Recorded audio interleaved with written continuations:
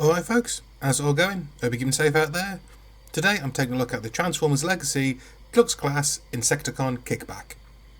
And this is a really great figure. If you're a fan of that G1 design, this is the figure for you. It's almost too perfectly a representation of that G1 design. Okay, first, you know how I do things. Actually, to be fair, if you want like a really good description of the Insecticons and Kickback and all their history, check out Chris McFeely's channel, The Basics. They did a whole episode on the Insecticons, far more detail than I could ever go into, and also a great channel. Just really go check it out. But if you can't be bothered, just a quick bit of background. The Insecticons were introduced in G1. They were a group of 3 Decepticons that had crash landed on Earth millions of years ago. I think they were in like an escape pod from the original Nemesis from like the opening episodes of the original series. They landed in the swamp. The computer brought them back online, but encoded onto them insect forms and insect mentality. So they spent most of their time going around the Earth, just devouring everything that they could. They were greedy little buggers, but I did kind of love them. They were all of them really quirky. You had Bombshell, Shrapnel, and this fellow I'm reviewing today, Kickback. There wasn't really a leader of the group, though Shrapnel kind of led the group most of the time as the de facto leader. They were great. Every episode they were in was a brilliant one to watch, and they were also one of the few groups that had multiple copies themselves. They had the ability to replicate themselves for short-term periods. So if you wanted to, you could actually get I'd almost recommend buying 3 or 4 of each Insecticon, assuming we get the others, and Hasbro don't stiff us by giving us releasing this figure, then putting the other 2 in an Amazon exclusive pack. That's impossible to get, kind of like what they do with the cone heads. Let's hope they don't do that. But yeah, this is one of the few figures where you could army build with it, and I actually kind of recommend doing that because this is a great figure. Yeah, I mean, the original G1 toy, I didn't actually have it. It was a nice looking figure. It was a Diaclone or toy, I think, maybe. It was okay. It was actually pretty close to the on-screen model. It was quite a nice toy. I did a couple of years ago get the Titans Return. Was it the Titans Return or Power of the Primes version of Kickback? It was nice. It was actually at the time probably the best one we had, and spoiler alert, this figure is actually much better. But yeah, getting back to this figure, it's a fantastic representation of that G1 cartoon design and the toy design as well. As I say, the two are very similar. It's got nice articulation, wonderful sculpt. It's got that great transparent yellow plastic over silver, which gives him that brilliant sheen on his chest plate. The face and the antennas are wonderfully goofy, as they should be. He comes with his little Tommy gun blaster like he had in the original cartoon. That's a fantastic weapon. Articulation wise, this guy is packed with most modern articulated figures, or most modern articulated Transformers. Universal shoulders, bicep swivels. His wrists don't rotate, but they can tilt forwards and backwards due to transformation. Waist swivel, the head's on a little bit of a ball joint. Universal hips, thigh rotation, single jointed knees with some decent range, ankle tilts, and they can tilt sideways and forwards. All in all, the aesthetic of this toy is incredible.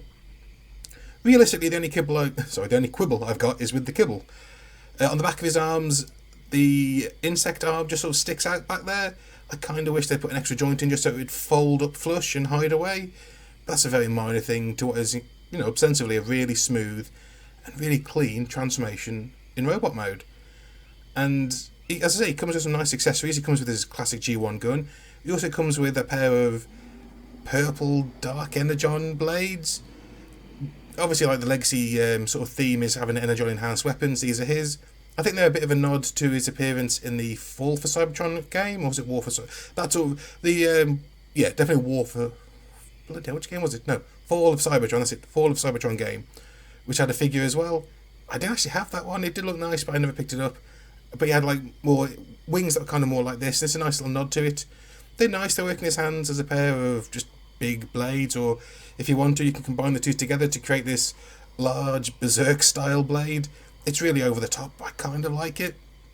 I think it'd work really well. Pardon me. I think it'd work really well with a Megatron as a dark energon saber or dark saber. But in his hands, it's significantly large enough to do some hefty damage to some Autobots.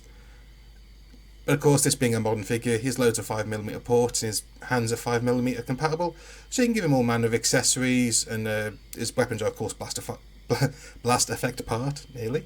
Compatible, they look great. He's got a little peg on the back of his bum, like the 3 or 2mm peg size, like the universal sort of flying stand adaptable ones, so you can have him flying around. He looks really nice like that, and as I say, you can stick all manner of effects and pieces to him. It really is a great value for money for a figure which is, to be honest, kind of plain. His transformation isn't the most exciting in the world, but it gets from the 2 modes that you want him to be in relatively easily and really well. Comparing him to some other figures I've got at the moment, you can see he fits in really well scale-wise. He's an average size for Deluxe. He seems a bit smaller in hand than he actually is compared to everything else, but I think yet again that's due to his simple design and that callback to his original G1 aesthetic. But no, he looks really great with all these other figures.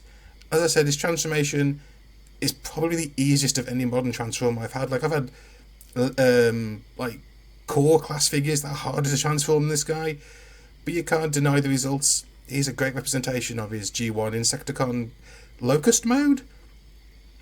He looks incredible. Again, there's no complaints here. The colours work really well. That purple, the yellow, the black, the translucently white wings, the little bit of metallic yellow thing that was on his chest, which now ends up in his back. Even his head, which has like the most stupidly easy transformation in the world, you literally turn it around and put a faceplate over it, still works really well. And you can even attach those Dark Energon blades to his wings to extend his wings, and yet again, probably a callback to his Fall of Cybertron video game appearance. And I still love this figure, it's fantastic. You can stick his little weapon under his chest in insect mode. Looks okay, actually, to be fair. I probably won't stick it there. It kind of breaks the sculpt up a little bit.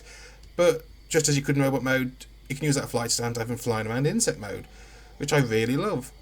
So yeah, unless you can't tell, my final thoughts are, I really love this figure. He's quite simple, but he doesn't have to be complicated. He is a fantastic representation of that G1 toy and cartoon.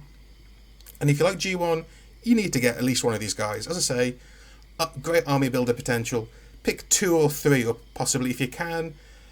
And hopefully we get the other 2, we get Bombshell and Shrapnel, without them being like impossible to find, like the other 2 Coneheads were once we got the original one. Because I can quite easily see people getting like a whole shelf of these guys. They just look so good. Well, that's it, folks. Hope you enjoyed the review. If you did, please leave a like and a comment. And if you're not subscribed already, please subscribe to the channel for some more, hopefully getting better videos. And until next time, folks, I want you all to stay safe, stay sane, and keep on rolling. And I'll see you all next time. Ta-da!